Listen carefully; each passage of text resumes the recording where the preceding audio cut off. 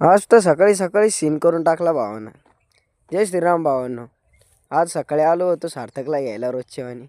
त्याने आज मस्त नवीन शर्ट घातला होता, ते पण नाईट पॅन्टीवरती भावांनो. खूप मजा उडवली त्याची आम्ही. नंतर काय मग गोकुळ भेटला होता. नंतर आलो आम्ही चहा घ्यायला, अमोल भाऊ आम्ही सगळे. दुकान काही उघडलेलं नव्हते अजून. शुभमकडून चहा पाणी होतं सगळ्यांना. तेवढ्या ताजीनाथ भाऊंनी रॉयल एंट्री मारली भावांनो. काय मग जाड्याला सोडून आलो त्याच्या घरी. नंतर मग काय निघालो दुकानाकडं.